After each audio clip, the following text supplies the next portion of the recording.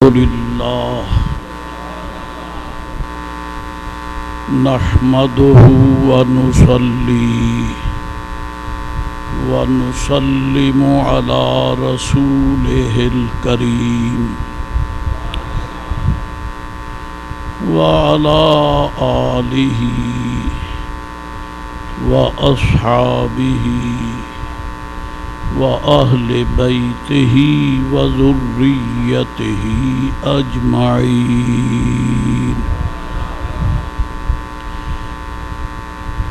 أما بعد فأعوذ بالله من الشيطان الرجيم بسم الله الرحمن الرحيم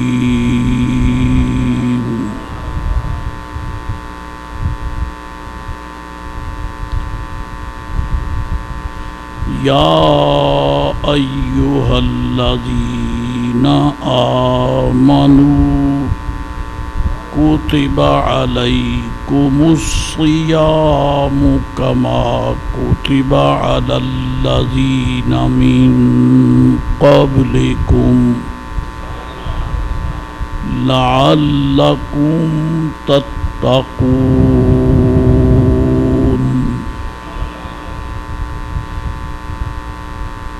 صدق الله مولانا العظيم وصدق رسوله النبي الكريم الأمين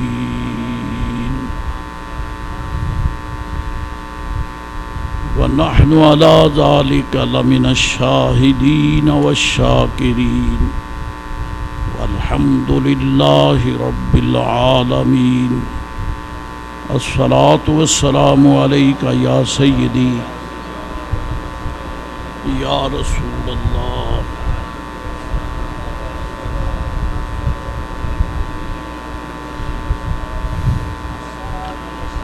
الصلاة والسلام علیک وعلی آلک واصحابک یا حبیب اللہ الصلاة والسلام علیک وعلی آلک واصحابک یا حبیب اللہ۔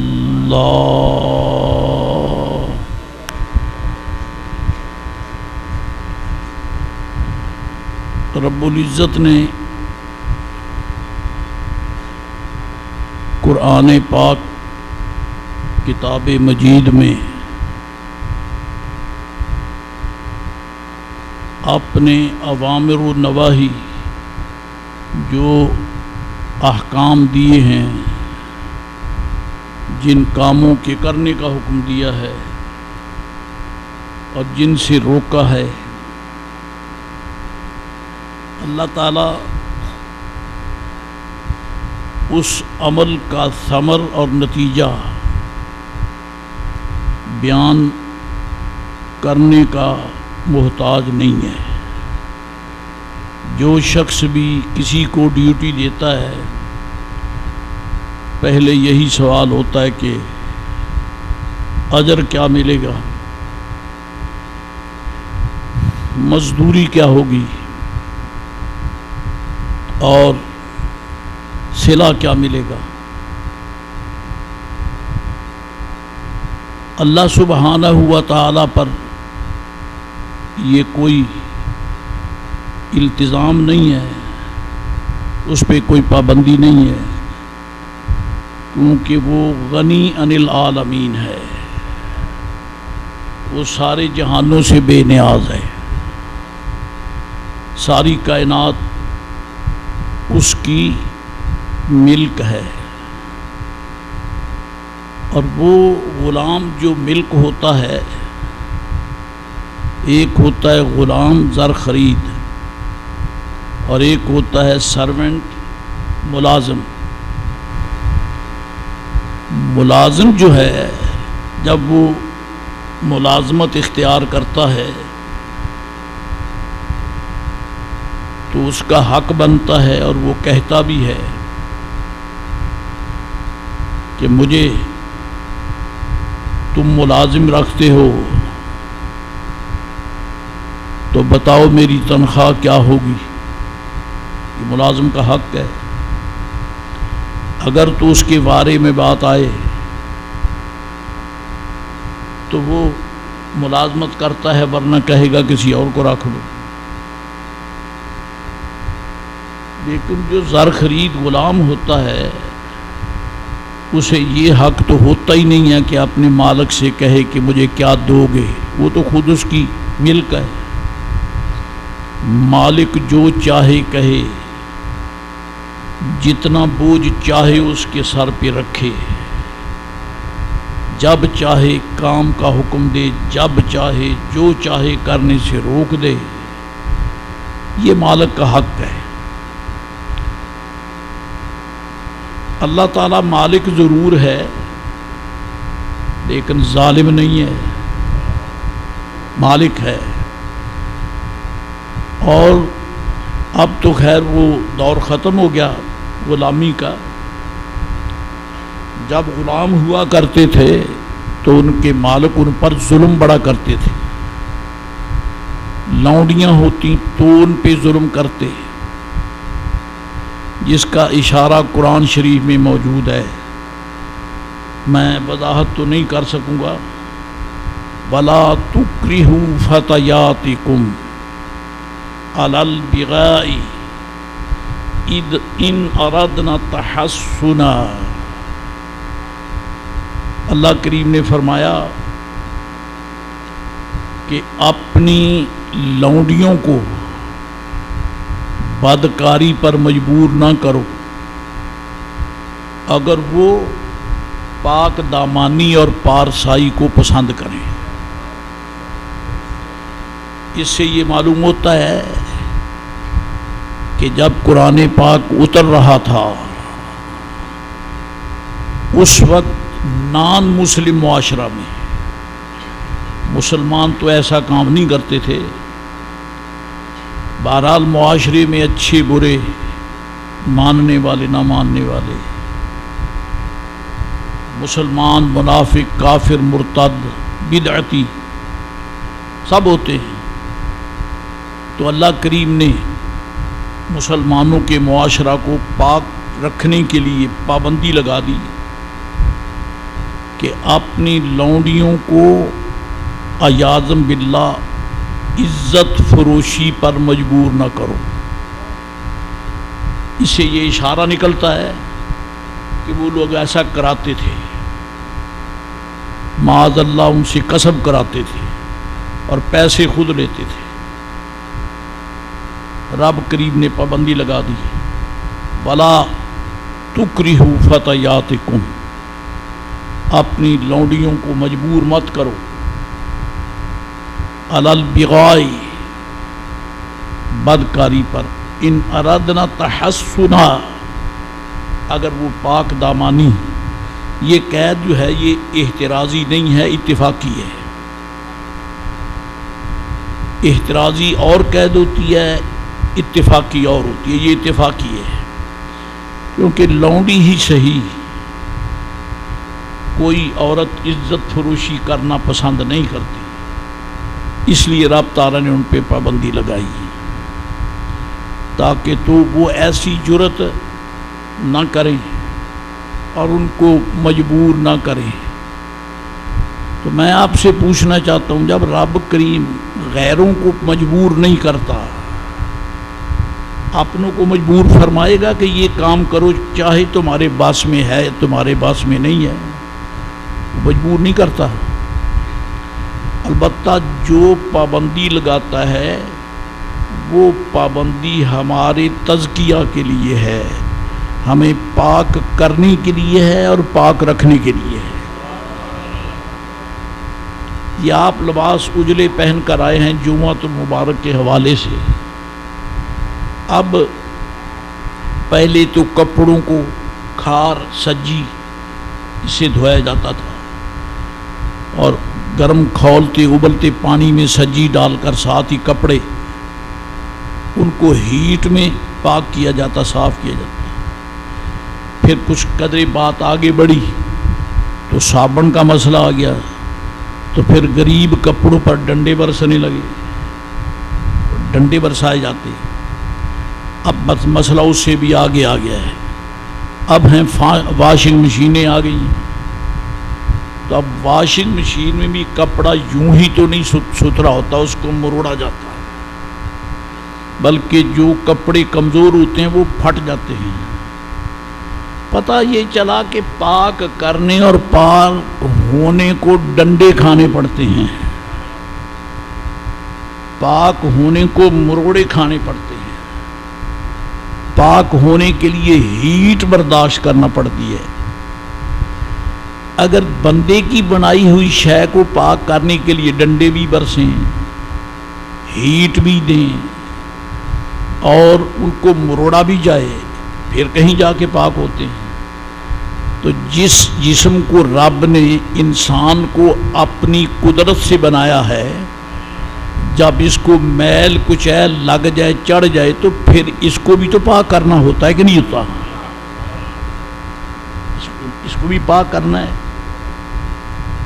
لہذا آپ کپڑے پہن کے آئے ہیں، پاک کپڑے بھی ہیں، دھلے ہوئے ہیں، اور اگر اچھا پرفیوم مل گیا تو وہ بھی آپ نے لگایا ہے، حالانکہ خرچ اچھا بھلا ہوتا ہے۔ اگر کوئی کپڑا بزمان حال آپ سے یہ کہے کہ مجھے کیوں مروڑا جا رہا ہے، مجھے کیوں پیٹا جا رہا ہے، مجھے ہیٹ کیوں دی جا رہی ہے، تو آپ یہی کہیں گے کہ تمہاری صفائی اس کے بغیر نہیں ہو سکتی۔ بس کیا کہوں، رب کریم نے روزے انسانوں سے اسی لیے رکھائے ہیں کہ میں تمہیں پاک کرنا چاہتا ہوں، میں تمہیں پاک کرنا چاہتا ہوں، میں تمہیں بھوکوں مارنا نہیں چاہتا۔ رب ہمیں بھوکوں اور پیاسے مارنا نہیں چاہتا۔ اگر بھوکا ہی مارنا تھا تو کلو واشربو کیوں فرمایا؟ کھاؤ پیو کیوں فرمایا؟ معلوم ہوتا ہے کہ اس نے پیدا کر کے ہمیں بھوک مارنے کے لیے پیدا نہیں کیا ہے، بلکہ پالنے کے لیے پیدا کیا ہے، پالنے کے لیے پیدا کیا ہے۔ اسی لیے وہ جگہ جگہ فرماتا ہے وَيُطْعِمُونَ الطَّعَامَ عَلَى حُبِّهِ مِسْكِينًا وَيَتِيمًا وَأَسِيرًا۔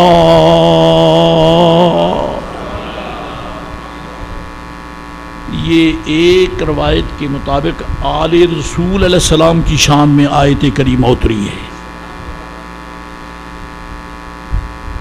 تو اللہ فرماتا ہے یہ محبوب پاک علیہ السلام کے گھرانے والے کتنے سخی ہیں، کتنے کریم ہیں، مسکین کو، یتیم کو اور قیدی کو کھانا کھلاتے ہیں۔ تو وہ تو دوسروں کو بھی حکم دیتا کہ کھانا کھلاؤ، وَلَا يَحُضُّ عَلَىٰ طَعَامِ الْمِسْكِينِ، حالانکہ وہ نمازی ہے، حالانکہ وہ نمازی ہے، اور نمازی کے لیے لازم کہ مسلمان ہے، مسلمان بھی ہے، باوضو بھی ہے، کپڑے پاک بھی ہیں، نماز پڑھ رہا ہے، اس نے قرآن شریف کی تلاوت بھی کی ہے، رکوع و سجدہ میں تسبیحیں بھی پڑھی ہیں، لیکن رب پھر فرماتا ہے اس کے لیے خرابی ہے۔ کیوں؟ وَلَا يَحُضُّ عَلَىٰ طَعَامِ الْمِسْكِينِ، دیگر خرابیوں کے علاوہ اس میں ایک یہ بھی ہے کہ یہ مسکین کو کھانا دینے پر توجہ نہیں کرتا۔ جی فَوَيْلٌ لِّلْمُصَلِّينَ الَّذِينَ هُمْ عَنْ صَلَاتِهِمْ سَاهُونَ۔ پھر آگے أَرَأَيْتَ الَّذِي يُكَذِّبُ بِالدِّينِ، کیا تو نے اسے دیکھا نہیں جو جزا کا انکار کرتا ہے، جزا کا انکار کرتا ہے۔ یہ اللہ کریم نے ہر مسلمان کو متوجہ کیا، توجہ کرو۔ فَذَلِكَ الَّذِي يَدُعُّ الْيَتِيمَ، اور یہ وہ بے نصیب ہے جو یتیم کو دھکے دیتا ہے، وَلَا يَحُضُّ عَلَىٰ طَعَامِ الْمِسْكِينِ، اور مسکین کو کھانا دینے پر توجہ نہیں کرتا۔ معلوم ہو کہ کھانا کھلانا اللہ تعالیٰ کو پسند ہے۔ اور پھر جب آل رسول علیہ السلام نے کھانا کھلائے تو رب نے ان کی شان میں قرآن کی آیت نازل فرمائی اب مسلمان نماز میں کھڑے ہو کر ان کی شان میں اترنے والی آیت کی تلاوت کرتے ہیں اور ساتھ میں ان کی نیت بھی بیان کر دی. انما نطعمکم لوجہ اللہ لا نرید منکم جزاء ولا شکورا.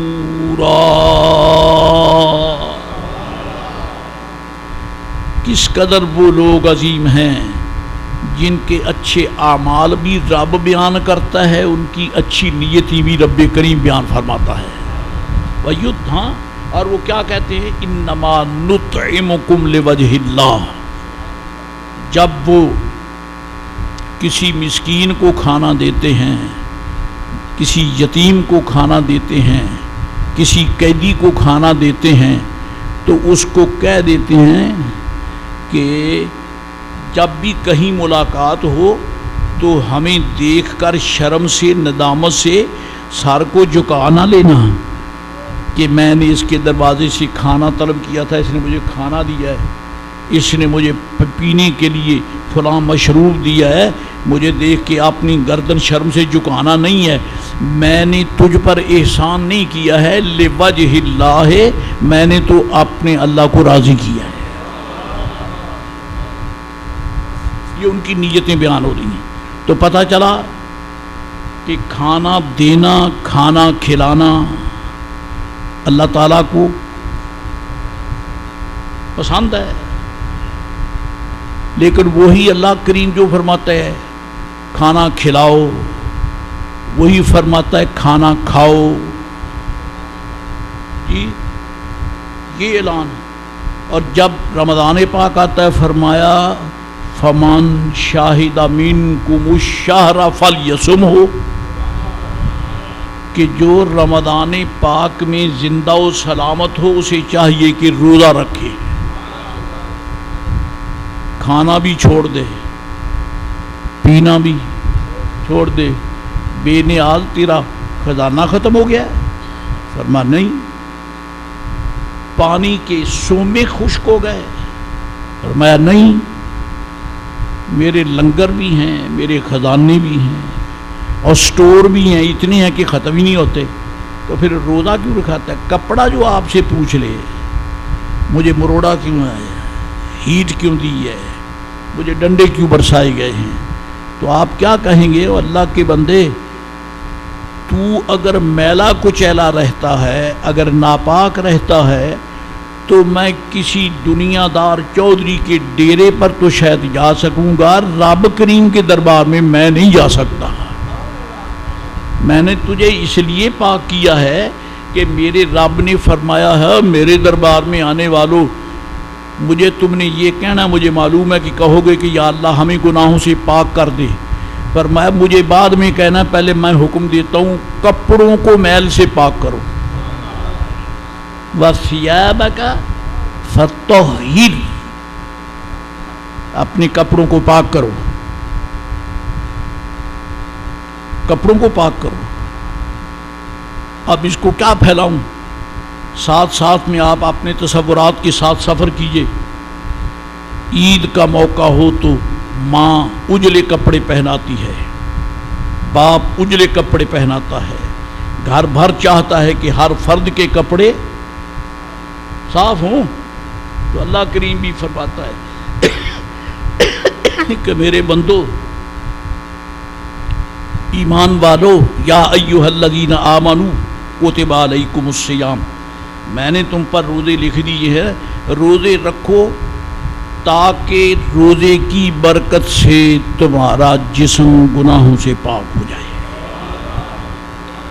تو پتہ چلا کہ یہ تتقون کی تعمیل ہے، بھوک کو مرنے کی، مارنے کی وجہ نہیں ہے.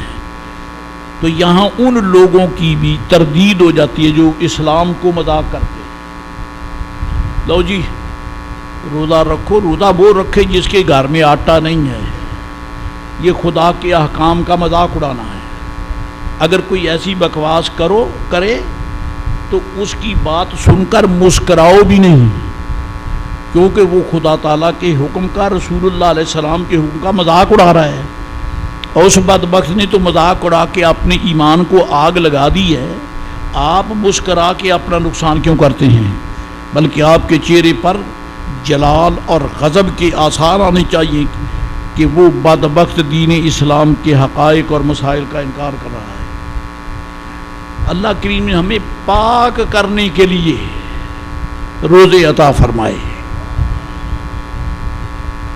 اگر آپ توجہ فرمائیں، عبادات اور بھی ہیں، عبادات اور بھی ہیں۔ حج بھی عبادت ہے، عمرہ بھی عبادت ہے، زکوٰۃ بھی عبادت ہے۔ میں ایک لمحے کے لیے دراصل اس لیے خاموشی اختیار کر لیتا ہوں کہ آپ تھوڑا سا میرے لفظ کو آگے بڑھا دیں، تاکہ مجھے یہ تسلی ہو جائے کہ آپ سو نہیں رہے، آپ جاگ رہے ہیں۔ کیونکہ مجھے آپ کے عذر کا پتہ ہے کہ رمضان پاک کا ماہ سعید ہے، آپ کو سونا بھی دیر میں ملتا ہے اور اٹھنا بھی جلدی ہوتا ہے، ٹھیک ہے نا؟ آپ سوتے بھی دیر سے ہیں، تراویح پڑھ کے فارغ ہو کے پھر آپ کہیں 11 بجے سے بھی بعد جا کے لیٹتے ہیں، اور ابھی ایک سے دوسری کروٹ لی ہے کہ سحری کا ٹائم ہو گیا، اور پھر آپ کو اللہ کی رحمت نے صدا دی، سبحان اللہ سبحان اللہ۔ نبی پاک علیہ السلام کے غلاموں، یہاں دعائیں مانگی جاتی، یا اللہ رزق میں برکت دے، نہیں ہوتی۔ میرے محبوب پاک نے فرمایا تسحروا تسحروا، فرمایا سحری کھاؤ۔ میرے آقا فرماتے تسحروا، سحری کھاؤ، اور سحری تبھی کھاؤ گے نا کہ کچھ پکاؤ گے تو، اور پکاؤ گے تو تبھی جب کچھ خرچ ہوگا تو، اور جب خرچ کرو گے تو جو جمع کیا ہے اس میں کمی تو آئے گی نا، کمی آئے گی، آٹے میں کمی، چینی میں کمی، چائے میں کمی، نمک میں کمی وغیرہ ذالکہ، تیل میں، انرجائل میں، اور جناب علی پھر آپ جو آئل کھاتے اس میں، گھی میں کمی تو آئے گی نا۔ میرے آقا فرمایا تسحروا، سحری کھاؤ۔ اس کی وجہ سے حضور فرماتے ہیں فَإِنَّ فِي السَّحُورِ بَرَکَةٌ، جب تم سحری کھاؤ گے تو رب تمہارے رزق میں برکت دے دے گا، برکت دے دے گا۔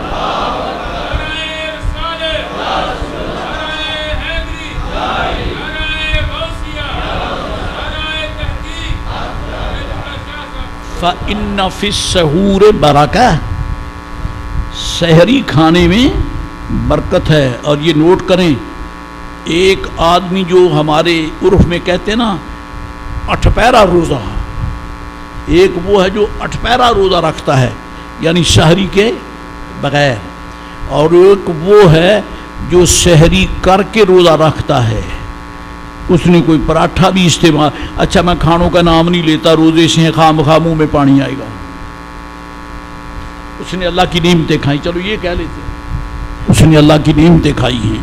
ایک وہ ہے جس نے پانی کا گھونٹ بھی نہیں پیا لیکن روزہ رکھ لیا، ایک وہ ہے جس نے جاگ پانی کا بھی سنبھالا ہے، جس نے کوئی لسی بھی پی ہے، دہی بھی کھایا ہے، نعمتیں اللہ کی کھائی ہیں۔ ثواب اس کو بہتا ہے جس نے سحری کھائی ہے، ثواب اس کو بہتا ہے جس نے سحری کھائی ہے۔ کیوں؟ میں قسمن کہتا ہوں، اس لیے کہ حضور نے فرمایا تسحروا، میرے غلاموں سحری کھایا کرو، سحری کھایا کرو۔ تو یہ ہم حضور کے حکم پہ تعمیل کرتے ہیں، لہذا کھاتے ہیں۔ اب اگلا قدم یہ ہے، یہ اس لیے سحری کھلا دی کہ اب چند گھنٹے ایسے آئیں گے کہ تمہیں روک دیا جائے گا، لہذا یہ کھایا ہوا اس روکے ہوئے وقت کے لیے جناب علی وہ کفارہ بن جائے اور اس کا سہارا بن جائے، اور جو اس نیت سے کھا لے گا، حضور فرماتے جہاں تمہارے لیے سنت کی برکت ہوگی وہاں تمہارے لیے وہ خوشی ہوگی جو صرف جس کو اچھا وہ لفظ میں نہیں بولتا، گندا لفظ ہے، نبی پاک علیہ السلام نے فرمایا للصائم فرحتان، روزہ رکھنے والے کے لیے دو خوشیاں ہیں. کتنی؟ دو.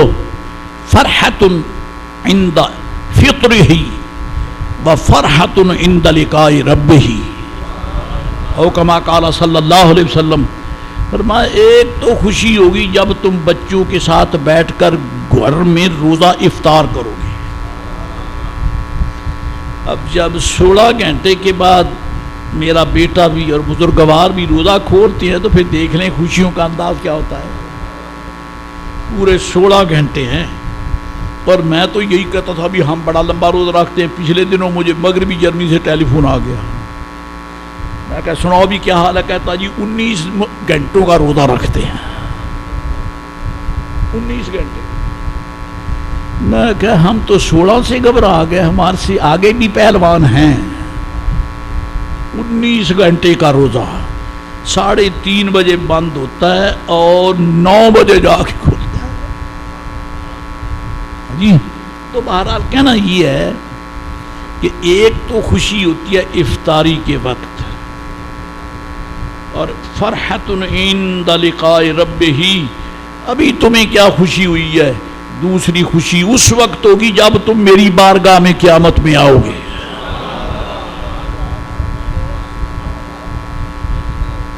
اب ہے کیا یہ خوشی؟ وہ ہے جس کو کوئی ٹو لگا کے بھی نہیں دیکھ سکتا کہ کون سی خوشی ہے. میرے آقا علیہ السلام نے پردہ کھڑا کر دیا. فرمایا ما لا عین رأت ولا اذن سمعت ولا خطر علی قلب بشر.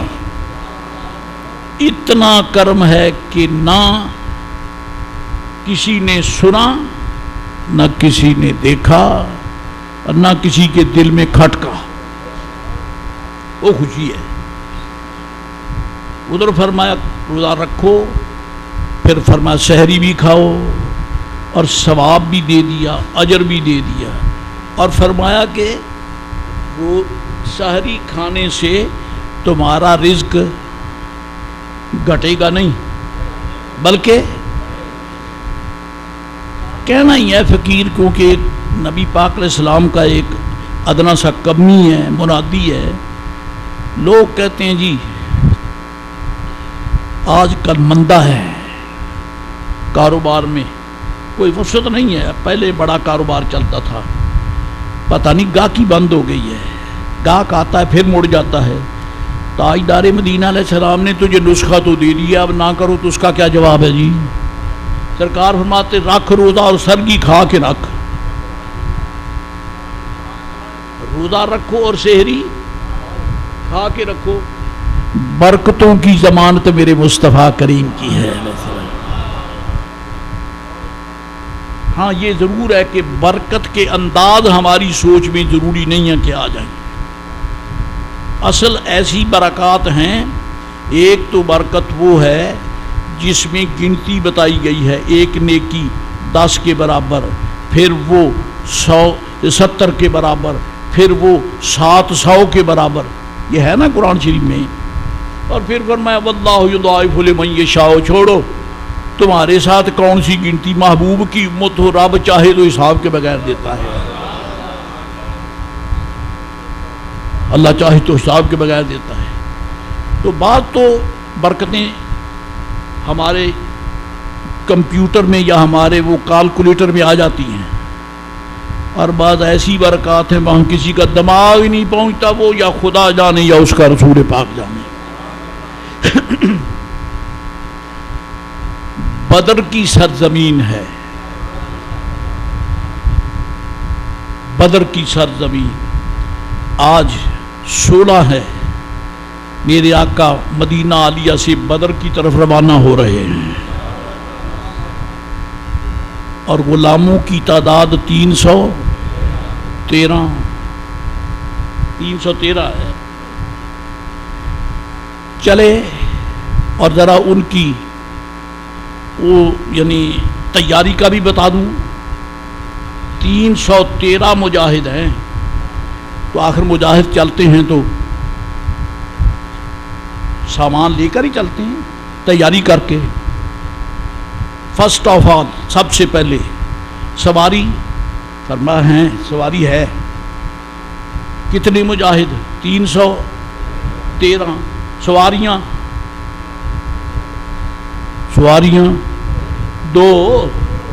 سواریاں دو مجاہد 313 کھانے کے لیے کتنے سٹور ہیں؟ حفیظ جلندری کہتا ہے کھجوریں تک میسر تھیں نہ جن کے پیٹ بھرنے کو، یہ اللہ کے مجاہد تھے چلے تھے جنگ کرنے کو۔ یہ کیوں چل دیے؟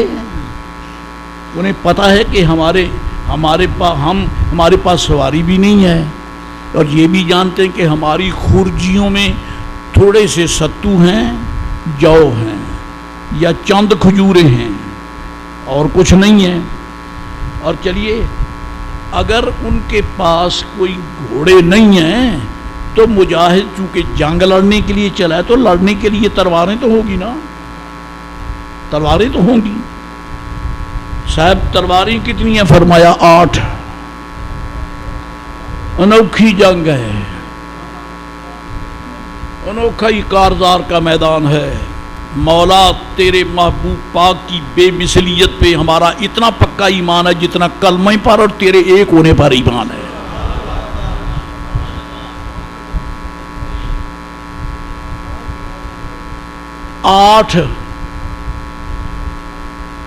آٹھ تلواریں،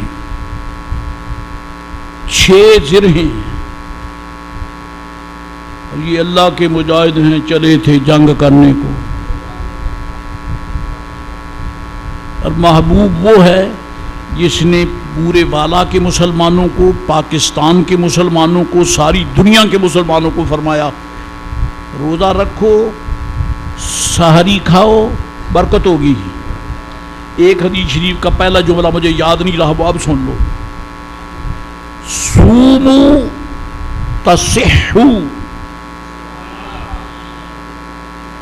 صومو تصحو، بی ہیلدی فل، فرمایا روزے رکھو اور صحت حاصل کرو۔ اب تو دم خام سے ہی سبحان اللہ کہنا پڑے گا۔ اللہ مجھے معاف کرے اور میرے جتنے بھی اہل محبت ہے، اللہ تعالیٰ کسی کو ایسی بیماری نہ دے، اس کے کرم سے وہ دور ہو جائیں ساری بیماریاں۔ جی آج ہمارے ہاں اکثر جو لوگ روزہ نہیں رکھتے وہ کہتے جی شوگر بڑی ہے، شوگر بہت ہے، اللہ معاف کرے، اللہ بچائے نبی پاک کا صدقہ، بلڈ پریشر نارمل نہیں ہے، یہ ہے وہ ہے، یہ سب کچھ ہے۔ لیکن میں کہتا ہوں کہ ڈاکٹر کہتا ہے روزہ نہ رکھو، تیرے اندر والا کہتا ہے روزہ نہ رکھو، مدینے والا کہتا ہے رکھو صلی اللہ علیہ وآلہ وسلم۔ اگر یہ بیمار کو روزہ رکھنے سے چھٹی ہو جاتی من کل الوجوہ تو تصحو کیوں فرمایا؟ روزہ رکھو، صحت حاصل کرو۔ فقیر نے ترجمہ کر دیا ذمہ داری سے، پوری دنیا کے پڑھے لکھے عربیوں کے پاس چلے جاؤ، یہ ترجمہ نہ ہو تو گریبان حاضر۔ صومو تصحو، روزہ رکھو صحت پاؤ، روزہ رکھو صحت حاصل کرو۔ میں کہتا ہوں اللہ معاف کرے، خدا کرے ایسا کوئی مجبور نہ ہو، مجبوریاں ہو جاتی ہیں، میں معاذ اللہ کسی کی مجبوری کا مذاق نہیں اڑاتا، فقیر خود ایک کمزور اور ایک ضعیف اور ناتواں ہے، لیکن میں کہتا ہوں مالک کے سہارے پر قدم اٹھاؤ تو صحیح، وہ خود برکت دے دے گا۔ بجا کے آپ دیکھتے ہیں کہ میری شوگر اس درجے کی ہے، مجھے فلاں تکلیف ہے اس درجے کی ہے، ڈاکٹر کے کلینک میں جانے کے بعد لیبارٹری میں اس کی مشینری نے تجھے بتا دیا ہے کہ تیرا بلڈ اتنا ہے، تیری شوگر اتنی ہے، تجھے ہارٹ ٹربل جو ہے معاذ اللہ اس کی یہ کنڈیشن ہے، سب کچھ بتا دیا ہے، تو اس نے تو کہہ کر اپنا فائنل دے دیا۔ اب کیا میرے آقا کی نگاہ میں یہ سارے ادھر تھے یا نہیں تھے؟ تھے۔ میں آپ کو ایک اور بھی حدیث شریف سنا دوں چلتے چلتے۔ جانتے ہو جب پہلے روزہ پہلے چلا تو کب سے چلا؟ کب سے چلا؟ اس کا دورانیہ ڈیوریشن کیا تھی؟ اس کا دورانیہ یہ تھا، نماز عشاء کے بعد نماز عشاء پڑھ لی، نماز عشاء پڑھ لی اور پڑھ کر لیٹ گئے، نیند آ گئی، روزہ شروع، روزہ شروع، ساری رات روزہ، تو پھوٹی، اذانیں ہو گئی، روزہ شروع، روزہ جاری ہے۔ اور اگلے دن نماز مغرب کے وقت سورج غروب ہوتا تو پھر روزہ کھلتا تھا۔ اور میں قسم کھا کے کہتا ہوں حضور کے صحابی اس کو عذر بنا کر کبھی روزے سے بے رخی نہیں کرتے تھے۔ ایک صحابی رضی اللہ تعالیٰ عنہ نے جو روزہ رکھا، روزہ یہی تھا کہ مغرب کی عشاء کی نماز سے روزہ شروع ہو گیا، عشاء کی نماز کے بعد اللہ اکبر، آئے دن بھر مزدوری کر کے، حدیث شریف میں ہے دن بھر مزدوری کی اور روزے کے ساتھ کی، اور عشاء کی نماز پڑھ کے اپنی گھر والی سے فرمایا اللہ کی بندی کچھ کھانے کو ہے، کھانے کو ہے، یعنی روزہ ہے اور افطاری کے لیے جناب محترم ان کا چولہا ٹھنڈا ہے، ان کی کنٹین میں ان کے میس میں کچھ بھی نہیں ہے۔ گھر والی سے کہا کھانے کو کچھ ہے؟ وہ عرض کرتی ہے کہ حضور ہے تو کچھ نہیں، میں پتہ کروں، پڑوسیوں سے مانگ کر یا کہیں سے کچھ لاؤں۔ وہ چلی گئیں، اتنے میں آئی تو تھکا ماندہ دن کا تھکاوٹ کا ستایا ہوا صحابی سو گیا، بس سو گیا تو روزہ شروع ہو گیا۔ خاتون نے بہت پریشانی کا اظہار کیا کہ اب کیا ہوگا، دن بھر تو ایسے روزے سے تھے، اب روزہ کھولنا تھا، اب روزہ پھر شروع ہو گیا۔ میرے دوستو جب دوپہر کا وقت آیا، کام کرتے کرتے جب دوپہر کا وقت آیا، اور اب آپ دیکھ لیں کتنی دیر کا روزہ رکھا ہوا ہے، پچھلی عشاء سے لے کر جناب علی فجر، پھر ظہر، پھر عصر، پھر مغرب، پھر عشاء، روزہ کھلنا تھا نا، پھر شروع ہو گیا، پھر آگے دوپہر آ گئی، بے ہوش ہو کر گر پڑے، بے ہوش ہو کر گر پڑے، ان کے منہ پہ پانی کے چھینٹے ڈالے گئے۔ میرے آقا علیہ الصلوۃ والسلام نے ان کو دیکھ کر فرمایا کیا بات ہے؟ عرض کی حضور یہ روزے سے ہیں اور کہ یہ کیفیت ہے۔ اللہ کریم نے حضور کے غلاموں کو مجبور نہیں کیا، نیا حکم نازل فرما دیا، فرمایا میرا پچھلا حکم کینسل، میرا پچھلا حکم کینسل، نیا، کلوا واشربوا حتی یتبین لکم الخیط الابیض من الخیط الاسود من الفجر۔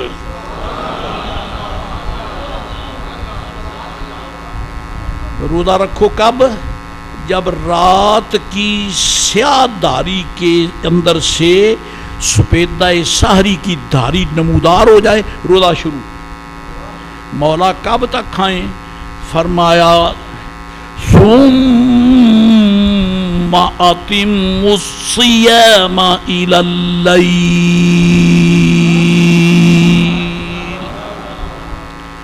اب جب سورج ڈوبے تو روزہ کھول لو، ادھر پاؤ پھوٹے تو روزہ شروع، ادھر سورج ڈوبے تو روزہ ختم۔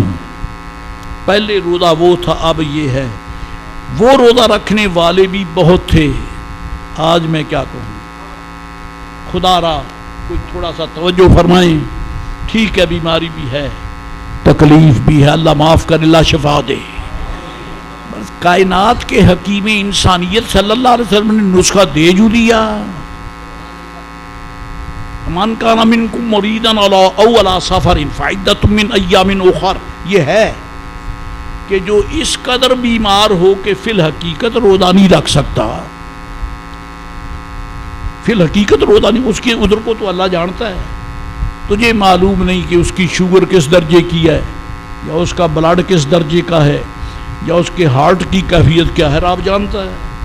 اس لیے وہ فرماتا ہے کہ اگر فی الواقع تو بیمار ہے، فی الواقع تو روزہ نہیں رکھ سکتا، تو چلو تمہیں چھٹی ہے، جب صحت بحال ہو جائے گی رمضان شریف کے بعد تو یہ دن جو چھٹی کے کی ہیں یہ اس وقت روزے کی قضا کر لینا.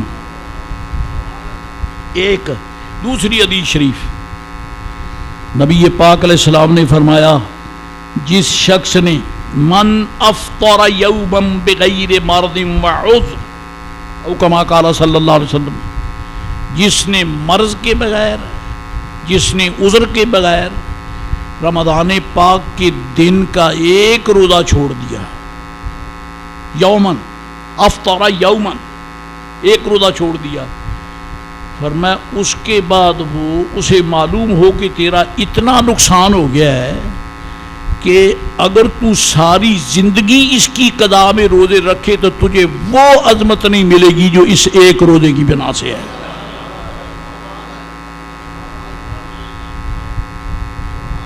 میرے آقا چاہتے ہیں کہ میرے غلام خالی نہ رہے، روزہ رکھیں.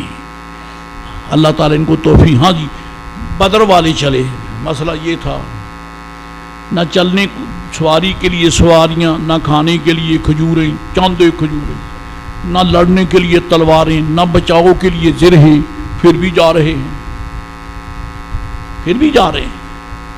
آخر اس کی کیا وجہ ہے؟ کیوں؟ اس لیے کہ جس رسول پاک علیہ الصلوۃ والسلام کی غلامی میں چل رہے ہیں ان کا اعلان یہ تھا کہ اسباب نہ دیکھو، اسباب کو پیدا کرنے والے رب کریم کے کرم کو دیکھو. اور سرکار خود بھی چل رہے ہیں. اچھا جناب،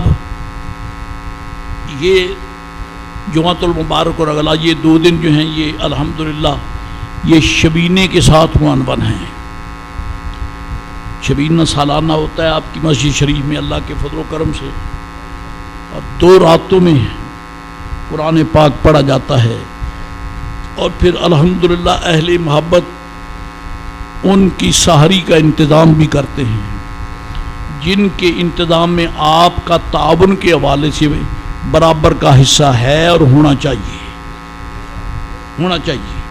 اس لیے آج جھولی آ رہی ہے، اگلے جمعے شریف خدا کرے آئے تو اب آپ کو بہتر پتہ ہے کہ آپ پہلے جمعوں میں کیا خدمت کرتے. آج کیا، آج جس طرح نیکیوں کا اجر بہتا ہے اس طرح آپ کو یہ بھی معلوم ہونا چاہیے کہ رمضان شریف کا خرچہ بھی بہتا ہے.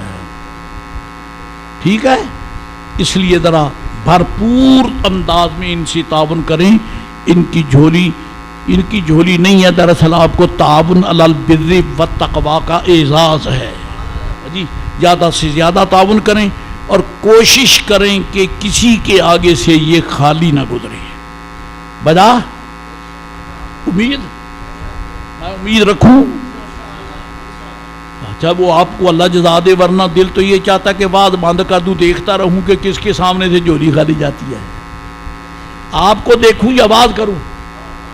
نہیں، آپ مجھے اعتماد دلائیں کہ جھولی خالی نہیں جائے گی، تو بات کر، کہو انشاءاللہ. بجا بالکل ٹھیک ہے. اب یہاں انشاءاللہ کے بغیر کہو. انشاءاللہ تو یہ ہے نا کہ کر لیا نہیں تو نہ صحیح. میں کہتا ہوں کوئی خالی آگے سے گزرنا نہیں چاہیے. ٹھیک ہے، میں تب بات کروں گا. کوئی کسی کے سامنے سے جوڑی جتنا ہو سکے، لیکن بہرحال اپنی حیثیت کے مطابق. یار گھر بیٹھے تمہارا روزے داروں کے روزے میں اگر دخل ہو جائے تو اس سے بڑی اور نعمت کیا ہوگی. چلیے فقیر کی تمنا آپ نے سن لی، آرزو سن لی، اللہ آپ کو جزائے خیر عطا فرمائے. جی نبی رحمت شفیع امت علیہ السلام جب بدر شریف میں پہنچے، میں کہتا ہوں جو سرکار فرماتے تسحروا فإن فی السحور برکہ، کہ سحری استعمال کرو کیونکہ سحری میں بولو برکت ہے. یہ حضور نے خبر دی ہے، خبر. اور یہ خبر جو ہے وہ خبر نہیں ہے جو ناویوں کی خبر ہے. نحوی کہتے ہیں کہ الخبر یعنی خبر جو ہے یحتمل الصدق والکاذبہ، خبر جھوٹی بھی ہوتی ہے اور سچی بھی ہوتی ہے. خبر سچی بھی ہوتی ہے، خبر جھوٹی بھی ہوتی ہے، لیکن جو خبر سرکار دینے وہ سچی ہی سچی ہے. بلکہ یوں کہو کہ جو خبر سرکار دے وہ خبر بنتی اسی وقت ہے جب میرے آقا کی زبان سے نکلتی ہے. کیونکہ آپ کو اللہ کریم نے نبی بھی فرمایا ہے، اور نبی وہ ہوتا ہے جو اللہ تعالیٰ کے حکم کی خبریں دیتا ہے. نہ خدا کا حکم بھی سچا، نبی پاک کا بیان کرنا بھی سچا.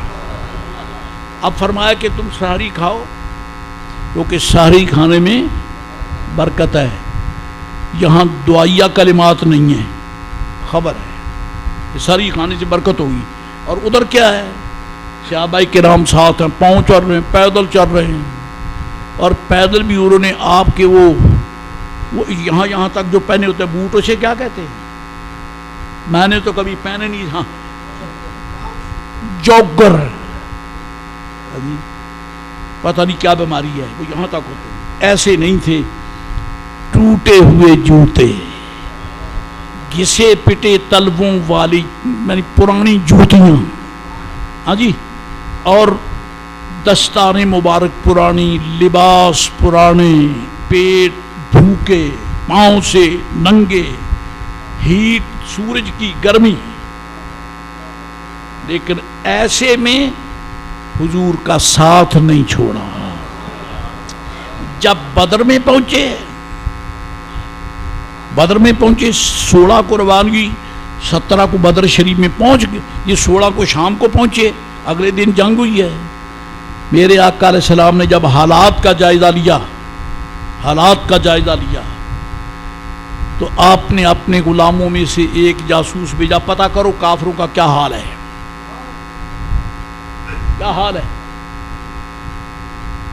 راؤنڈ لگا کے آئے.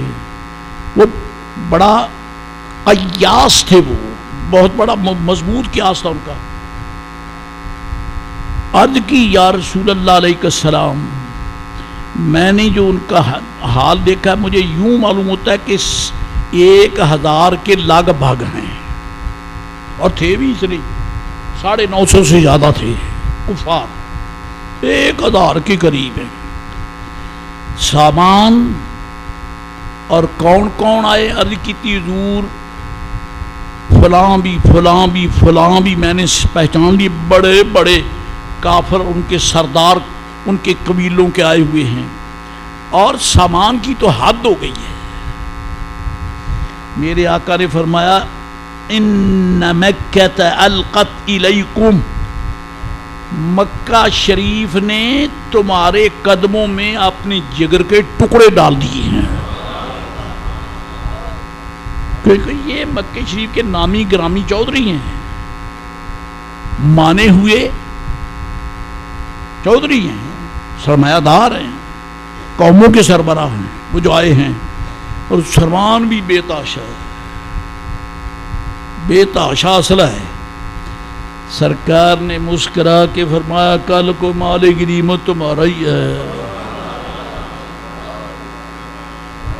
کیونکہ خدا کے دربار میں فیصلے تلواروں پہ نہیں ہوتے، مصطفیٰ کے اشاروں پہ ہوتے ہیں، حضور کے اشاروں پہ ہوتے ہیں.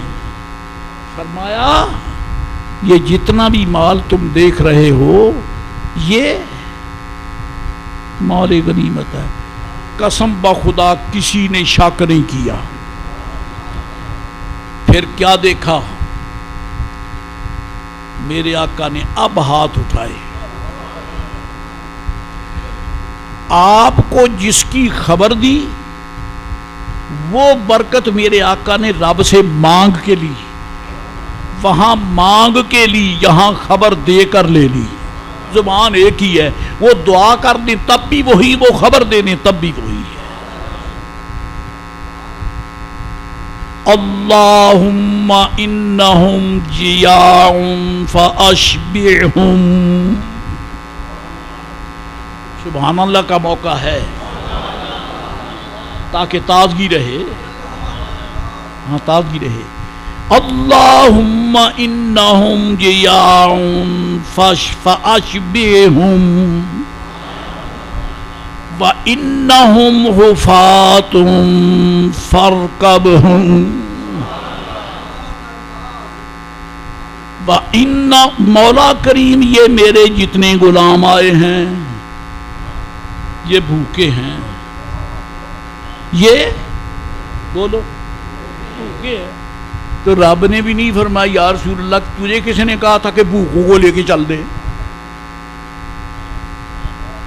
کوئی رجے ہوئے لے ہونے سیکھے، یہ بھوکے کیوں لے کر چل دیے؟ نہ، رب محبوب کی اداؤں پہ کبھی اعتراض نہیں فرماتا۔ خدا و مصطفیٰ کریم علیہ السلام کا آپس میں معاہدہ ہے، محبوب انتخاب تو کر، جوریاں میں بھر دوں گا، اب تیرا۔ اللہم انہم جیاع فاشبعہم، یہ بھوکے ہیں ان کو سیر کر دے۔ وَعُرَاتٌ فَأَلْبِسْهُمْ، مولا ان کے جسموں پر کپڑے نہیں ہیں، ان کو لباس بھی دلا۔ یا اللہ یہ پیدل ہیں ان کو سواریاں دے۔ سبحان اللہ، سبحان۔ اور مجھ فقیر کو سوچنے کی عادت ہے، اے کاش آپ بھی توجہ فرمائیں۔ اور جب دیکھا تو ملائکہ بھی آ رہے ہیں، قرآن شریف کا فیصلہ ہے۔ اور ملائکہ جو ملائکہ ہیں وہ قوت پرواز رکھتے ہیں، ملائکہ کو پاؤں چلنے کی عادت نہیں ہے، کیونکہ ان کے پاؤں ایسے نہیں جیسے آپ کے ہیں، وہ نوری مخلوق ہے، پرندے نہیں اتنا اڑ سکتے جتنا ملائکہ اڑتے ہیں۔ اور بڑا فرشتہ اسرائیل علیہ السلام، اس جیسی پرواز تو تمہاری دنیا کا کوئی ٹرائیڈنٹ بھی نہیں کر سکتا۔ کیا مقام ہے چہ نسبت خاک رب عالم پاک۔ آئے تو ہیں بدر میں لیکن پگڑیاں باندھے ہوئے، سبحان اللہ کوئی نہیں۔ میرے بیٹے تو نہیں کہیں گے، بابے تو سبحان اللہ کہہ دو۔ فرشتوں کا سالار جبریل پگڑی باندھے ہوئے ہیں، اور میرے آقا نے غلاموں کو ان کی پگڑی کا رنگ بھی دکھا دیا، زرد رنگ ہے ان کی پگڑی کا۔ کس کی پگڑی؟ اس پہ مجھے اب بحث نہیں ہے کہ وہ کون سی ٹیکسٹائل کا کپڑا ہے، کون سے ٹریڈنگ کا سینٹر کا، کون سے پلازا کا، اور کون سے کلاتھ ہاؤس، کس کلاتھ مرچنٹ سے یہ لیا ہے نا۔ آسمانوں سے آئے ہیں، پگڑیاں رکھ کے آئے ہیں، کپڑے پہن کے آئے ہیں، چاندرے باندھ کے آئے ہیں، قمیصیں پہن کے آئے ہیں۔ وہاں ٹیلر ماسٹر کون تھا جس نے کپڑے سی دیے؟ میچا قابلیت چلے تو کل ہیں، اور میرے آقا علیہ الصلوۃ والسلام پہنچ گئے۔ گویا رب فرمایا محبوب ان کو تو لے کے آ جا، اپنی فوج میں بھیج۔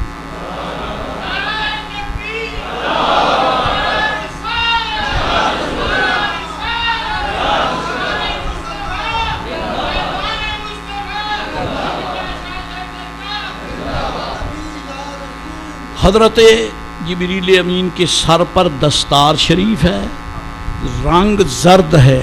کیوں؟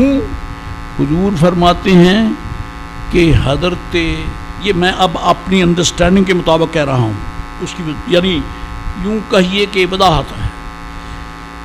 حضرت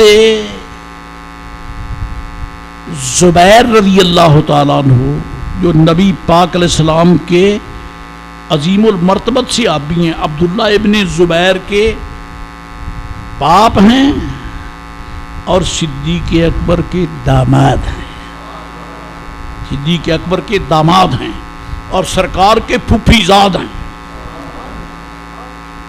زبیر ان کی دستار کا رنگ بھی زرد، جبریل کی پگڑی بھی زرد. کمال ہے، بے نیاز ہے. کچھ ہوش میرے لیے بھی، میں بھی ہوش کروں، آپ بھی ہوش کریں. قدسیوں کو تو یہی بڑی بات تھی کہ وہ سرکار کے غلاموں کے لباس میں آ گئے، حتیٰ کہ رنگ بھی وہ جو حضور کے غلاموں کی پگڑیوں کا رنگ ہے. ان غلاموں کی شان کتنی اونچی ہے جو مصطفیٰ کی سنت کو اپنا کے آتے ہیں،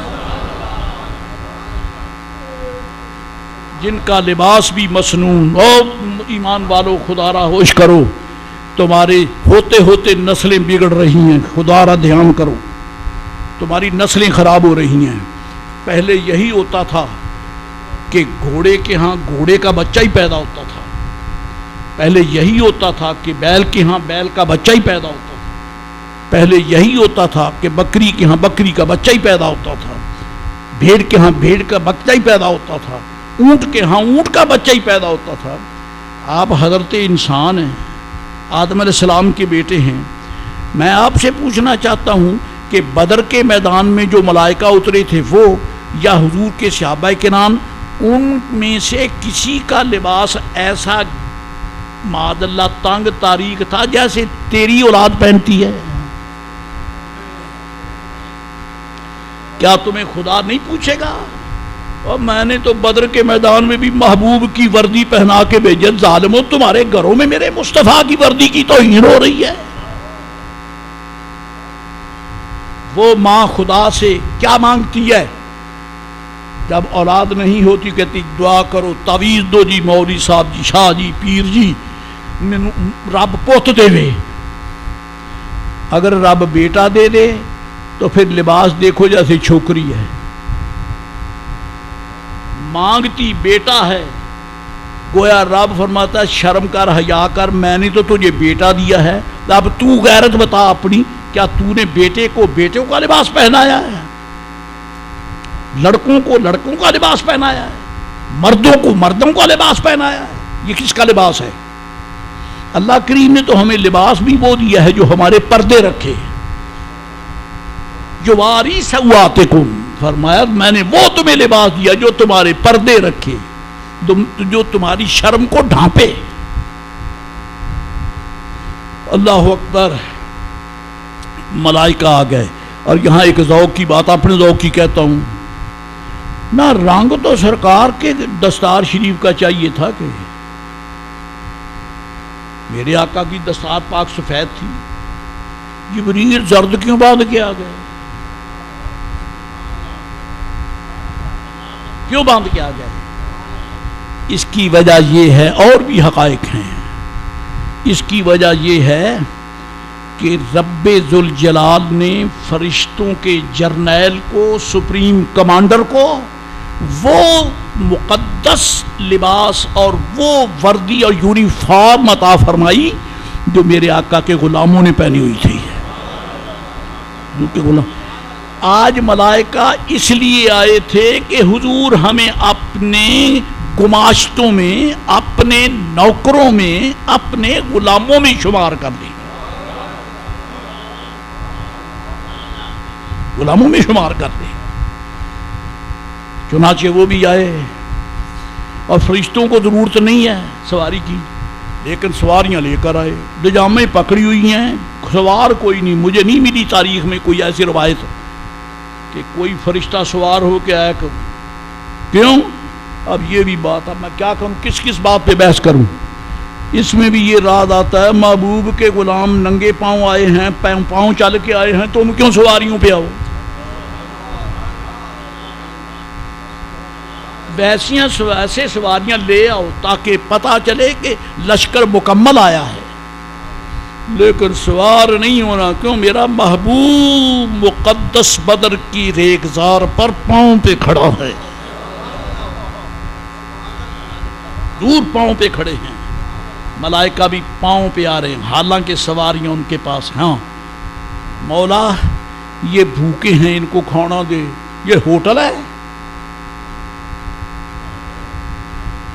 یہ BRBQ ہیں، مجھے ترجمہ نہیں آتا، میں لکھا لکھا پڑھ کے سنا رہا ہوں۔ یہ BRBQ کیا ہوتا ہے مجھے نہیں پتا، آپ کو پتا ہوگا۔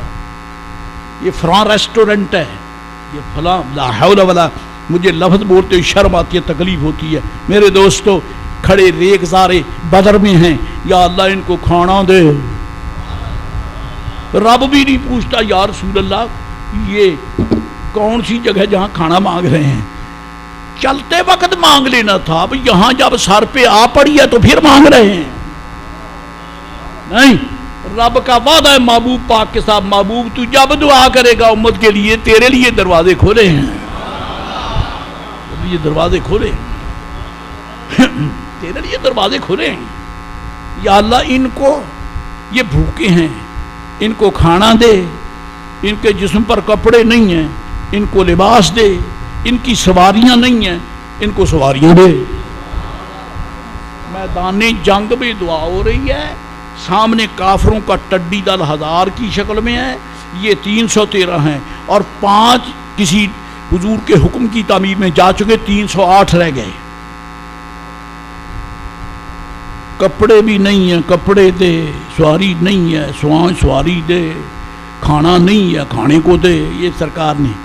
اور قسم بخدا صحابہ کرام کی قلوب دل میں، اپنے سینوں میں وجد کر رہے تھے کہ الحمدللہ مشکل حل ہو گئی، مشکل حل ہو گئی، کیونکہ آپ نے دعا کی ہے تو رد نہیں ہوگی۔ تو میں بھی قسم کھا کے کہتا ہوں سرکار کے حکم کے اعتماد پر، اللہ سب کی بیماریاں دور۔ اور یارو بیمار تو کوئی بھی شک، کوئی نہ کوئی تو بیماری ہے ہی صحیح نا، ان کو ادھر بنا کے اتنی بڑی نعمت سے محرومی نہ کرو۔ حضور فرماتے ہو سرگی کھا، سحری کھاؤ، تسحروا فإن فی السحور برکہ، صوموا تصحوا، سافروا تغتنموا، سافروا تغتنموا، صوموا تصحوا۔ روزے رکھو، صحت ملے گی۔ میں ادب سے کہتا ہوں کہ تھوڑا سا حوصلہ کر کے دیکھو، گھر میں AC چل رہے ہیں، کوئی پریشانی تکلیف نہیں ہے، بند کمرے، جناب محترم AC لگے ہوئے ہیں، آرام کر رہے ہیں۔ اللہ نے اتنی بھی سب کو مجبوریاں نہیں دی ہیں کہ وہ منڈی میں آ کے وہ مزدوری کرتے ہوں، آخر ان کے بنگلے ہیں، ان کی کوٹھیاں ہیں، اور وہاں بیٹھ کر پھر بھی تاجدار مدینہ علیہ السلام نے ہمیں بہلاوا دیا، گھبراؤ نہیں، سرگی کھاؤ برکت ہوگی، اور روزہ رکھو صحت ہوگی، روزہ رکھو صحت ہوگی۔ اور میرے آقا علیہ السلام نے جو فرمایا برحق فرمایا، لعلکم تتقون، روزہ رکھو تاکہ تمہیں تقوی نصیب ہو جائے۔ اور تقوی جو ہے یہ وقا یقی وقایتن سے ہے، اس کا معنی ہے بچنا اور بچانا۔ وقا یقی یہ لازم بھی ہے، متعدی بھی ہے، اس کا معنی ہے بچنا اور بچانا۔ اللہ فرماتا ہے قوا انفسکم واہلیکم، ایمان والو آپ بھی بچو، بچوں کو بھی بچاؤ، آپ بھی بچو، اپنے بچوں کو بھی بچاؤ، تمہارا فرض ہے۔ اب ہمیں حکم دے دیا کہ بچو، کس سے بچو؟ کھانے سے بچنے کا تو ایک بہانہ ہے، اصل کامیاب ریہرسل کرائی جا رہی ہے کہ جو قوم اپنی پسندیدہ چیزوں کو محض حضور کے اشارے پہ ترک کر دے، اللہ کریم ان کو اپنے دربار میں قرب کی وہ منزلت عطا فرماتا ہے کہ پھر جو کچھ وہ کہیں گے رب تعالیٰ ان کی طلب کو پورا فرمائے گا۔ دنیا کو پتہ چلے، یہود نامحمود کو پتہ چلے، کافروں کو پتہ چلے کہ مسلمان اپنے خواہش کا، نفس کا پابند نہیں ہے، رسول پاک علیہ السلام کے اشارے کا پابند ہے، تاکہ تم پاک ہو جاؤ۔ اور ہمیں پاک کیوں کیا جا رہا ہے؟ کیا کہوں، عید کا دن ہے، بعض چہرے میں مسلسل دیکھتا ہوں جب سے آتے بیٹھتے ضرور ہے لیکن سوتے ہیں۔ چلو عادت بنی ہوئی ہے، میں ان کی عادت کو تو میں دور نہیں کر سکتا، لیکن آپ کو میں یہ عرض کر دوں آپ میری نظر میں ہوتے ہیں۔ اب دکھ بھری بات ہے، اللہ رسول کا ذکر خیر ہوتا ہے، ماشاءاللہ آپ آئے ہیں، اور پھر سونا ہے تو میں یہ تو نہیں کہتا کہ چلے جاؤ، میں پھر یہ کہتا ہوں کہ ذرا وضو تازہ کر کے پھر بیٹھ جاؤ، ہاں وضو تازہ کرو حضرات گرامی، پاک ہو تاکہ تم پاک ہو جاؤ، تاکہ تم پاک ہو جاؤ۔ کیوں؟ عید کا دن ہوتا ہے نا، ہر ماں چاہتی ہے میرا بیٹا پڑوسن کے بیٹے سے زیادہ من سور کے نکلے۔ میں دلی ترجمہ نہیں کر رہا ہوں کہ نہیں کر رہا؟ جی بچے لپٹ کر روتے ہیں اپنی اماں سے، میرے دوست اور میرے کلیگ اور میرے کلاس فیلو، اس کا لباس ایسا ہے، ایسی بہترین شلوار، ایسا بہترین کرتا۔ یہ جانوروں کے لباس کا میں نام ہی نہیں لیتا، کیونکہ مجھے تو ایسے یہ پسند نہیں ہے۔ یہ لباس مجھ سے ایسا مکروہ ہے جس طرح گلی میں مرا ہوا کتا گندی ہے۔ اور ایک کام ہم کریں گے، ہمت ہے، اگر نماز میں آپ ایسے چھوکرے کو کھڑا دیکھیں، اس کو کان سے پکڑ کر پیچھے کر دیں، تو ہمارے آگے نہیں کھڑا ہو سکتا، یہ نگیز کسی اور کو دکھا جا کے۔ اصل شرم نہیں ہے، بے غیرتی بے شرمی ہے۔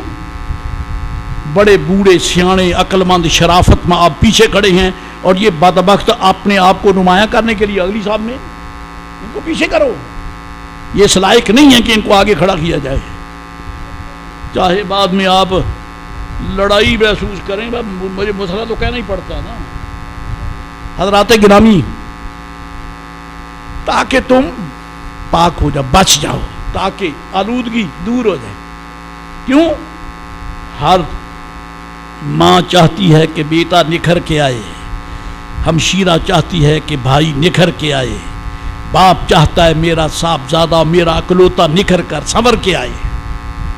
کروڑ مرتبہ توبہ، میرے آقا چاہتے ہیں جب قیامت میں میری امت آئے تو نکھر کر آئے، نفس کے پابند نہ آئیں، نفس کی غلامی کرنے والے نہ آئیں، بلکہ تقوی کے تاجدار بن کے آئیں۔ تقوی کیا ہے؟ مالک کی رضا پر اپنی خواہشات کو ترک کر دینا، ٹھوکر مار دینا، یہ تقوی ہے۔ اور سرکار نے بڑے آسان آسان نسخے تجویز کیے، سنیے ایمان تازہ ہوتا ہے۔ الحمدللہ رب العالمین۔ آج آپ 17ویں تراویح پڑھیں گے، الحمدللہ 16 تراویح مکمل ہو چکی۔ ہر نماز اپنے ہر تلاوت سے پہلے حافظ صاحب جب کھڑے ہوتے ہیں تلاوت میں، سورۃ فاتحہ کے بعد سورۃ فاتحہ سے پہلے بھی بسم اللہ پڑھتے ہیں، اور جب کوئی سورت شروع کرنا ہو تو پھر بھی درمیان میں اگر شروع کرنا پھر تو نہیں ہوتی، لیکن اگر کوئی سورت شروع کرنی تو پھر بھی بسم اللہ۔ کیا میرے دوستو 114 صورتیں، 114 بار بسم اللہ، اور سورۃ سبا میں انہو من سلیمان و انہو بسم اللہ الرحمن الرحیم۔ ایک بسم اللہ شریف آیت کا جزو ہے، علیحدہ بھی مستقل آیت ہے، اور بعض مفسرین کا یہ بھی قول ہے کہ بسم اللہ ہر سورت سے پہلے جدا نازل ہوئی ہے۔ سبحان اللہ۔ تو میرے آقا نے پاک کرنے کا کیوں کہہ دیا؟ رب نے کیوں فرما دیا لعلکم تتقون، تاکہ پاک ہو جاؤ؟ اس نے نسخہ ہی ایسا آسان دیا ہے کہ اس نسخے کو استعمال کرنے والا پاک ہی ہو جاتا ہے۔ سرکار عیسیٰ علیہ السلام، سرکار عیسیٰ علیہ السلام تشریف لے جا رہے ہیں، راستے میں قبرستان آ گیا۔ قبرستان آیا تو آپ نے چلتے چلتے چلتے چلتے ایک قبر کو دیکھا۔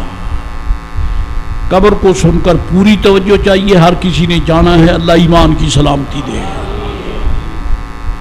سرکار عیسیٰ علیہ السلام نے قبر کو دیکھا، معاذ اللہ قبر والے کو تکلیف ہے، تکلیف ہے، عذاب میں مبتلا ہے، چونکہ ڈیوٹی پر جا رہے تھے رب ذوالجلال کے حکم پر، رک سکتے نہیں تھے، دیکھ کر دل گرفتہ ہو کر آگے نکل گئے۔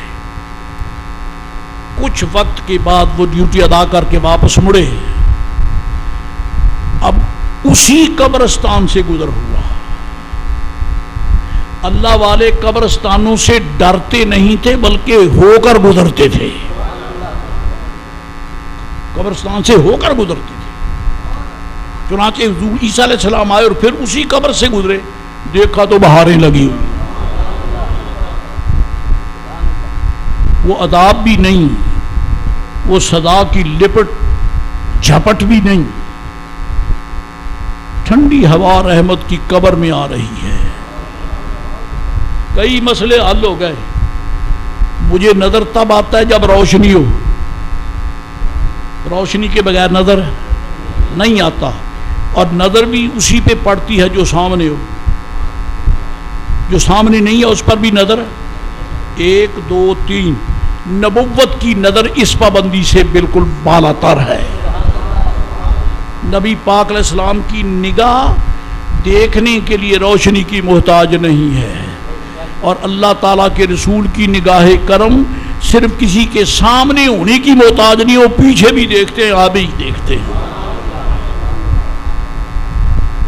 پیچھے بھی دیکھتے ہیں، آگے بھی دیکھتے ہیں۔ انہیں روشنی کی بھی ضرورت ہے، کیونکہ اس کی قبر میں تو بلب تو نہیں جل رہا، لائٹ تو نہیں ہے۔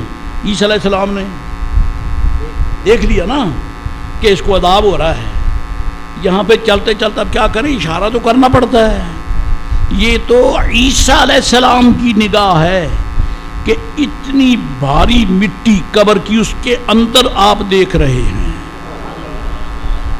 اب آج کے بےہودوں کو ذرا کان سے پکڑ کر پوچھ لو، تو کون ہے، عیسائی ہے کہ مسلمان ہے؟ کہتا میں مسلمان ہوں۔ کہتا پھر عیسائیوں کا رسول، ہم بھی انہیں رسول مانتے ہیں، عیسیٰ علیہ السلام ہم بھی مانتے ہیں کہ وہ اللہ کے رسول ہیں، پاک باز رسول ہیں۔ جن کو ماننے کے دعوے عیسائی کرتے ہیں وہ تو قبر کی مٹی کے اندر بھی، اور تمہارے بڑے ملا نے لکھا ہے کہ نبی کو دیوار کے پیچھے کا علم نہیں ہے۔ لگتی کہ یہ بات قرینِ قیاس ہو سکتی ہے؟ پھر وہ کہتے ہیں، میں کہتا ہوں، میں دل سے مانتا ہوں کہ عیسیٰ علیہ السلام کو نظر آیا، آپ نے دیکھا کہ عذاب ہو رہا ہے، پتہ چلا کہ نبوت کی نگاہ کے لیے روشنی کی ضرورت نہیں ہے۔ کیوں؟ ان کی نظر آپ روشنی ہے، نظر آپ روشنی ہے، وہ جس پہ پڑتی ہے اس کا سینہ ہی روشن کر دیتے ہیں، اور پیچھے بھی دیکھتے ہیں۔ اور ہمارے ایک بڑے فاضل دوست بزرگ تشریف لے گئے دنیا سے، رمضان پاک کے جمعہ شریف کچھ حوصلے سے آیا کرو، کیونکہ 2-4 منٹ تاخیر ہو ہی جاتی ہے، کوئی حرج نہیں ہے۔ مجھے بھی پتا ہے کہ 1-2 جمعے اور پھر انتظار ہی کریں گے۔ اب ڈھونڈنے چراغے رخ زیبا لے کر، وہ جمعہ ودا نہیں ہوتا، میرے نمازی بیلی ودا ہو جاتے ہیں۔ اللہ ان کو ودا ہونے سے بچائے۔ حضرات گرامی، وہ فرماتے ہیں کہ میں نے کہیں مسئلہ بیان کیا کہ سید عالم السلام جیسے آگے دیکھتے ویسے، چنانچہ حضور نے حدیث میں فرمایا استوو استوو استوو، 3 مرتبہ صحابہ کرام سے فرمایا اپنی صفیں سیدھی رکھو۔ کیوں؟ انی ارا، میں دیکھتا ہوں اپنی پچھلی سمت کو بھی اور اگلی سمت، جیسے میں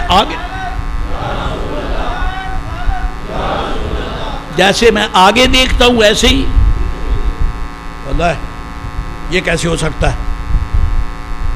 آگے تو چلو دیکھ لیا، پیچھے کیسے دیکھ لیا؟ حضرت کو قدرت نے بڑا بلکہ دیا تھا، چھوٹی چھوٹی مثالوں سے بڑے گمبھیر مسائل حل کر دیتے۔ آپ نے سفر تو کر ہی رہے تھے، فرمایا بات سنو، کبھی سفر کیا بس میں؟ کہتے کیا ہے۔ تو ڈرائیور کے آگے جو لگا ہوتا ہے شیشہ، اس میں سے آگے وہ دیکھتا ہے یا نہیں دیکھتا؟ سڑک ہے نا، اور اس کے علاوہ ایک شیشہ تھوڑا سا اوپر بھی ہوتا ہے، وہ کیوں ہے؟ وہ جو آگے سڑک کو دیکھنا ہے تو وہ تو شیشہ لگا ہوا، اسکرین جسے کہتے ہیں، اور وہ جو اوپر لگا ہوا ہے وہ کیوں لگا دیا ہے؟ کہتا ہے با ملا تو اتنا بھی پتہ نہیں ہے، اب تو بتا دے۔ کہتا ہے وہ اسکرین جو ہے وہ تو آگے دیکھنے کے لیے ہے، یہ اوپر کا جو ہے یہ پیچھے دیکھنے کے لیے، پیچھے دیکھنے کے لیے۔ چنانچہ میں نے بھی دیکھا کئی بار ڈرائیور صاحب کہتا ہو کنڈکٹر کو یہ فلاں کا بازو اندر کرو، یہ بچے کا سر ہے اندر کرو، یہ سواری کھڑی ہے اس کو بٹھا دو۔ تو یہ کیا مطلب ہے؟ تو ایک تو آگے ہے اور یہ تو پیچھے ہیں۔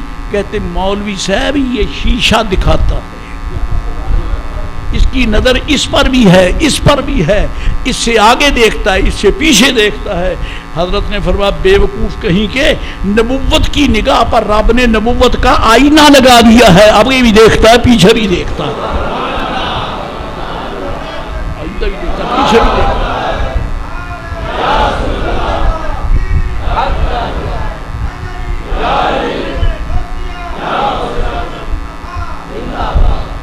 عیسیٰ علیہ السلام کی حدیث پاک تو آگے چلے گی، میں چل نکلا تو پھر اور وقت چاہیے۔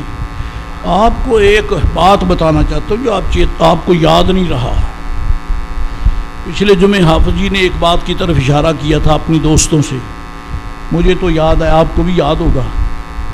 پہلی بات تو یہ ہے، میں اپنی طرف سے عرض کرتا ہوں کہ رمضان پاک میں آپ لوگ بڑے بھرپور انداز میں زکوٰۃ دیتے تھے، لیکن ابھی تک خاموشی ہے۔ ابھی تک آپ سوچ رہے ہیں کہ یا اللہ جیب میں سے نکالیں کہ نہ نکالیں۔ نہ، جو لمحہ ہے اس کو غنیمت جانو، مدارس اہل سنت کے لیے زکوٰۃ پہلی فرصت میں ادا کرو، خصوصیت سے جامعہ غوثیہ تجوید القرآن کے لیے، اشرف المدارس اکاڑا کے لیے آپ سے میں ہمارے ساتھ درخواست کرتا ہوں اور آپ پیش کرتے ہیں، لیکن کچھ معنی خیز سی خاموشی ہے، یا کچھ میں جلد باز واقع ہوا ہوں یا پھر آپ توجہ نہیں فرمایا، اللہ معاف کرے غلطی میری ہی ہے، یہ میری بات میں اثر نہیں ہے، آپ تو اثر مانتے ہیں۔ بہرحال آپ پہلی فرصت میں زکوٰۃ دیں، صحیح زکوٰۃ ادا کرنا، اللہ وہ مال دے جو زکوٰۃ کے لائق ہو، زکوٰۃ دیں پہلی فرصت میں۔ جس طرح روزوں کے مہینے میں نفل فرض کا درجہ رکھتا ہے، اس میں رمضان پاک میں جو نفلی خیرات ہے وہ فرضوں کے برابر، اور فرضی زکوٰۃ تو کئی سینکڑوں فرائض کے برابر ہے۔ اس لیے آپ زکوٰۃ کے لیے پہلی فرصت میں اپنا فرض ادا کریں۔ دوسری بات یہ ہے کہ مسجد شریف کے لیے جنریٹر کی ضرورت ہے، آپ سے بڑی یعنی وضاحت سے کہا تھا اور بڑے اعتماد سے کہ آپ توجہ فرمائیں۔ ایسا ہو سکتا ہے کہ مسجد کے لیے کوئی دوست ہمت کرے اور ایسا جنریٹر مہیا ہو جائے جس کی وجہ سے مسجد کی روشنی چمکتی رہے اور قرآن پاک پڑھنے والے بھی پڑھتے رہیں، سنتے والے بھی سنتے رہیں، اور رات کا وقت ہو تو مسجد بھی چمکتی رہے۔ روشنی کا انتظام آج کی دنیا میں جنریٹر کے بغیر ممکن نہیں ہے۔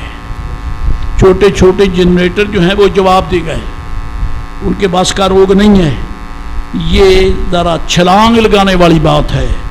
آپ سے آپ جی نے کہا تھا اور بجا کہا تھا کہ کم از کم 2.5 لاکھ کا بجٹ چاہیے جس سے کہ جنریٹر حاصل کیا جائے جو میجر بڑا ہو، تاکہ مسجد شریف کی ضرورت جو ہے وہ پوری ہو سکے۔ چلتے چلتے ایک اشارہ کر دوں، میرے آقا تشریف لائے مسجد نبوی شریف میں، نماز پڑھانے کے لیے نماز مغرب کا وقت ہے، سرکار تشریف لائے، ادھر ادھر ادھر ادھر، آج نئی لائٹیں لگی ہوئی ہیں، نئے چراغ ہیں، ان کو لٹکایا گیا ہے فانوس جناب علی رسیوں سے، رسیاں بھی نئی بٹی ہوئی، اور ان چراغوں میں تیل کی بجائے عام تیل پر زیتون ڈالا گیا ہے، نئی بتیاں، اور ان کو جلا کر جگہ جگہ لٹکایا کہ مسجد نبوی شریف کا کونا کونا چمک رہا ہے۔ حضور تشریف لائے، فرمایا من ایسا رہ جا،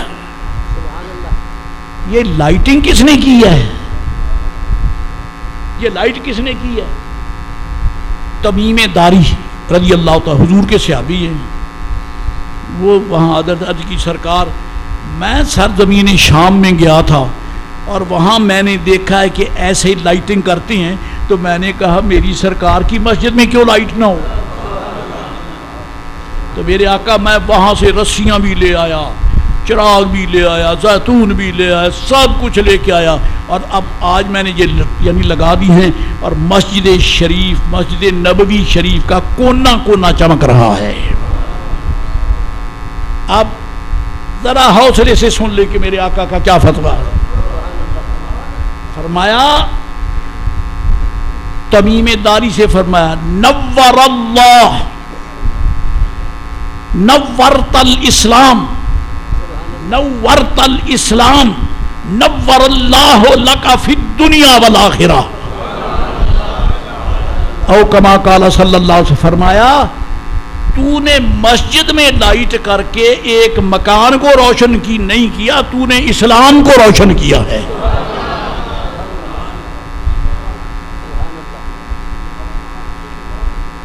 تاجروں, ڈیلروں, عورتیوں, سرمایہ داروں, اگر رب نے حلال رزق دیا وسعت ہے تو تھوڑا سا توجہ کر کے سوچیں, کیا نبی پاک علیہ السلام کی امت کی کوکھ اتنی بانج ہے کہ وہ ایسے حسین و جمیل شاہپارے پیش نہیں کر سکتی؟ نبی پاک علیہ السلام کے دین قویم کی خدمت کے لیے تو ہمارا اسلام بتاتا ہے لوگوں نے جانیں بھی پیش کی ہیں. تو یہ 4 کوڑیاں پھوٹی کیا ہیں, مریں گے تو جنازہ بھی اٹھانے والے مل گئے تو بڑی بات ہے.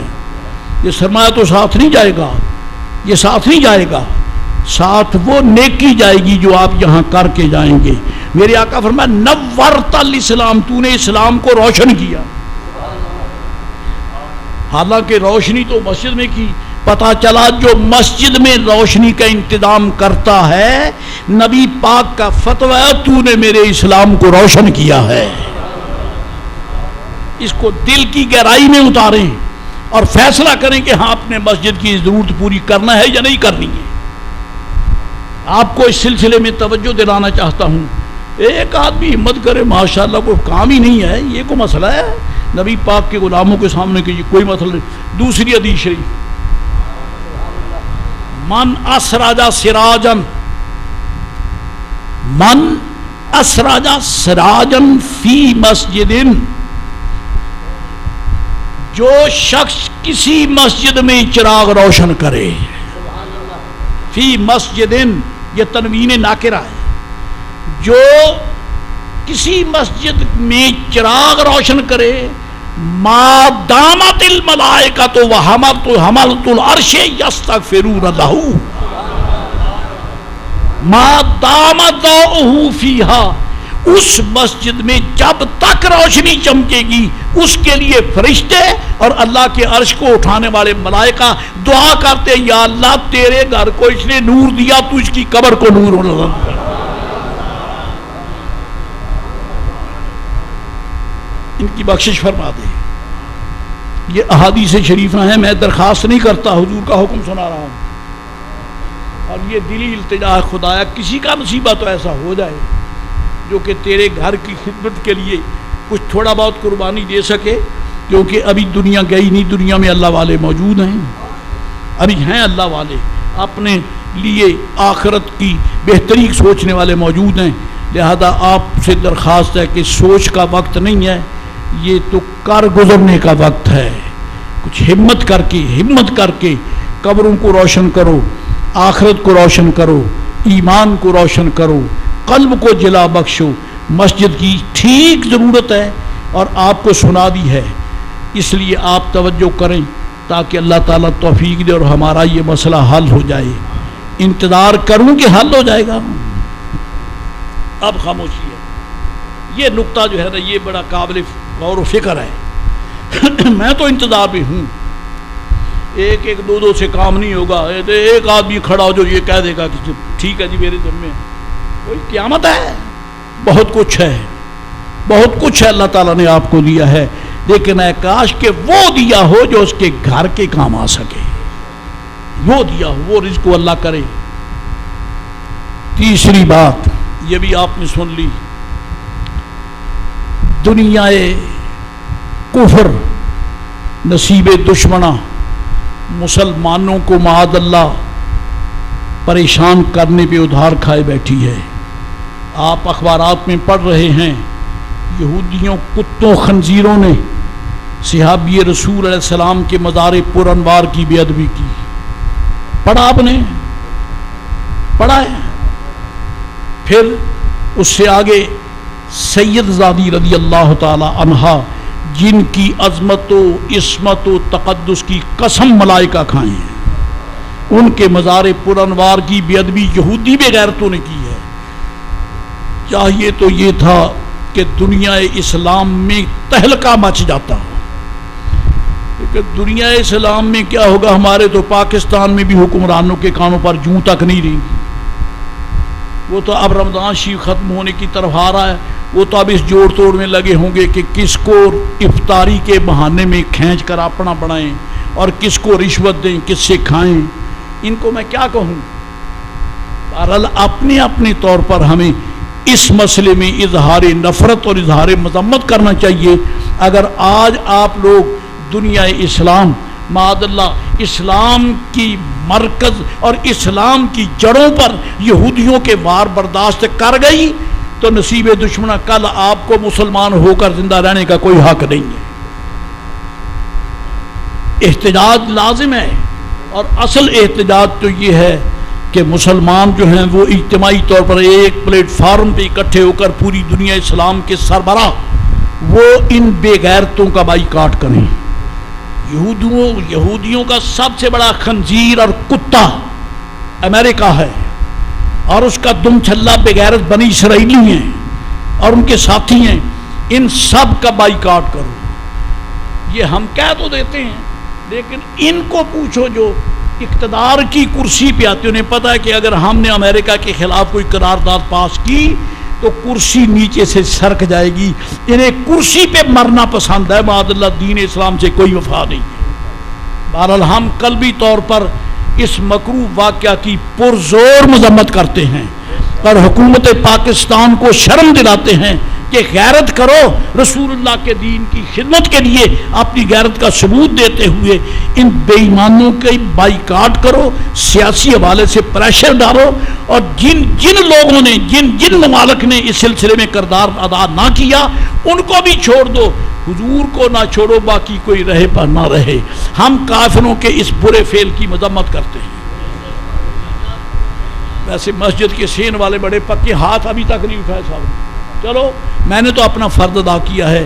اللہ سبحانہ و تعالی ہمیں اسلام سے محبت دے، کفر سے بیزاری اور نفرت عطا فرمائے۔ مجھے معلوم ہے کہ فقیر نے آپ کے چند منٹ زیادہ لے لی ہیں، لیکن ضروری باتیں تھیں جو آپ سے کہہ دی ہیں۔ اللہ تعالیٰ رمضان پاک کے باقیہ ایام کی صحیح خدمت کی، احترام کی توفیق عطا فرمائے۔ بآخر دعوانا الحمد۔